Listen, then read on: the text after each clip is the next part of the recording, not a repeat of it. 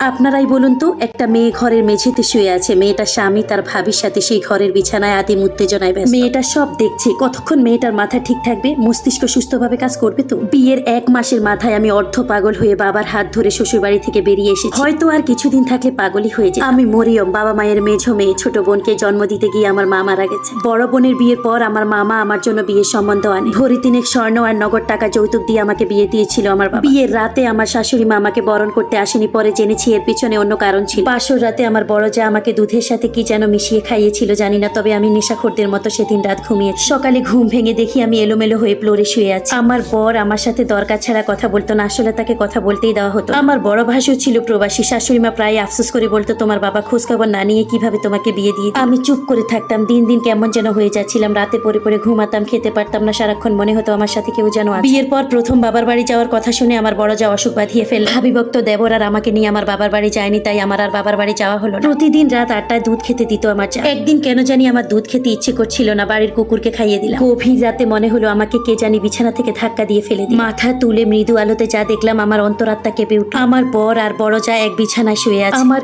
এত কান্না পেল, আমি হাউ মাউ করে কেঁদে দিলাম। ওরা দুজন ছিটকে সরে গেল। আমার বড় যা কড়া কণ্ঠে বলল, তুমি আজ দুধ খাও না। আমি কেঁদে কেঁদে বললাম, এসবই যদি করে বেড়ান তাহলে আমার জীবনটা নষ্ট করলেন কেন? আমার যা বললো, লোক দেখাতে মানুষ নানান কথা বলতো আমাদের নিয়ে, তাই বুদ্ধি করে গরিব ঘরের মেয়ে দেখে বিয়েটা করিয়ে দিলাম। দিন দিন দেবর ভাবির রঙ্গলীলা আমার সামনেই চলতে লাগলো। এসব দেখতে দেখতে আমার মস্তিষ্ক ঠিক মতো কাজ করছিল না। আমি পাগলের মতো বিড়বিড় করে কথা বলতাম, হাসতাম। একদিন আমার বাবা আমাকে দেখতে এলে আমার বড় যা বললো, একটা পাগল ছাগল মেয়েকে আমার দেবরের গলায় ঝুলিয়ে দিয়েছে, হয় আপনার মেয়েকে নিয়ে যাবেন নয়তো আমরা মামলা করব। সেদিন ওই বাবার সাথে চলে আসলাম আমার বাড়ি। এক কাজিনের হেল্প নিয়ে গাজীপুরের একটি ফ্যাক্টরিতে 700 টাকা বেতনের একটি চাকরি। তারপর জুনিয়র থেকে সিনিয়র পদে প্রমোশন হয়েছে। বিশ্বাস করেন, আমার কঠোর পরিশ্রমে তারা আমি আজ এক অনন্য মরিয়ম হয়ে উঠেছি। হঠাৎ 20 বছর পর তার সাথে আমার প্রথম কিংবা শেষ দেখা। তার শরীর কেমন ভেঙে গেছে, চোখের নিচে কালি কেমন কঙ্কালের মতো দেখা যায়। তারই দশা কেন হয়েছে খুব জানতে ইচ্ছে করছে।